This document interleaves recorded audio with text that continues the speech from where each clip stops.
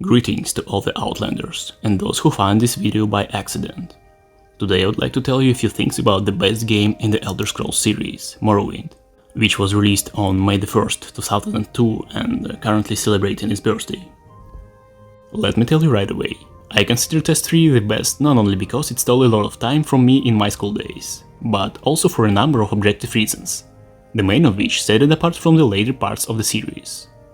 It's a very wonderful political system with different ruling parties and organizations, which you will never find in Skyrim and especially in Oblivion, as well as attention to detail, which decreased with each following part of the game. Just compare the number of armor items that you can put on a character or combine, or types of throwing weapons.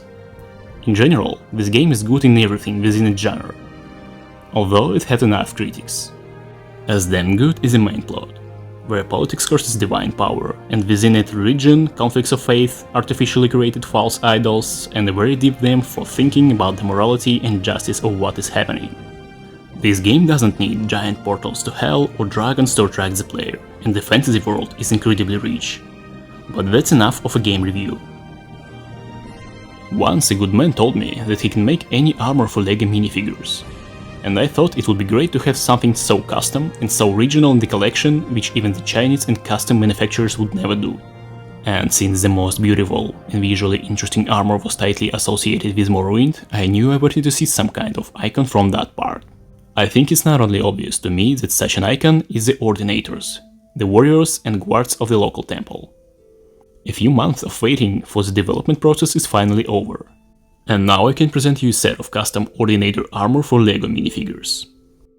Naturally, it's 3D printed, all the parts are painted, and I can say right away that they feel much less fragile than expected.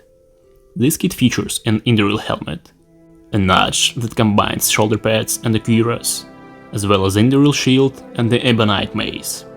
I'll start with the weapon because, in my opinion, the main part of the mace is a bit bigger than needed, which in principle doesn't make it any less spectacular. But everything else is just epic in its purest form. The way the armor, helmet and shield are detailed amazed me. The fine lines, relief, smooth and sharp features are done with jewel-like precision. For example, on the shield is a very clearly visible emblem of the tribunal, in the form of a palm. And in the corners of the triangle you can even make out the game symbols, the bottom of which accidentally is the logo of Oblivion. In general, the attention to detail is off the charts. Two-tiered shoulder pads perfectly got into the image of this Dunmer. And the helmet, with a red mohawk and a stern face with unparalleled detailing, completes it, making it 100% recognizable. The only difficulty comes with matching the figure to the color scheme, in which I was helped by the torso from Atlantis series, the black head detail and the knight's feet. I also asked to make armor for the High Ordinator, which were presented to the player in the DLC Tribunal. This set has different silver color instead of gold, a slightly different shape of the mohawk, new weapons and extra lower part that continues the cuirass. And the most visually spectacular part of the armor is the enlarged shoulder pads. In my opinion, with them the brutality of this character increases twice. That said, the aesthetics of the leaf-shaped shoulder pads are preserved and the overall composition looks very nice. The Mohawk helmet has sharper forms, but otherwise except for the color repeats the usual Induril helmet. On the side of the neck and the back of the head, this time a grey color is used instead of blue for the close section of a garment. A belt was added on the cuirass, which docks with a separate part of the continuation of the armor, which is something like the camo for LEGO clone troopers.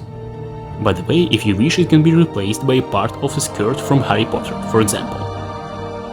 The shields of the Ordinators are completely the same, but the High Ordinator is already armed with an Ebonite saber instead of a mace.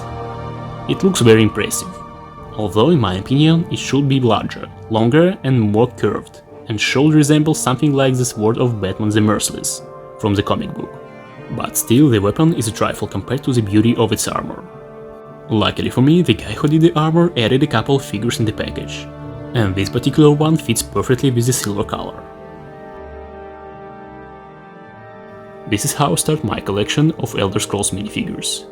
This level of detail will never fit with original LEGO figures, so they can't be displayed with any random fantasy characters, and will stand somewhere separate and apparently watching me. We're watching you, scum. In conclusion, this is about what I would expect from the LEGO game series, but it's unlikely we'll see anything like this. Thanks for watching, and watch yourself. We'll have no trouble here. Go on about your business.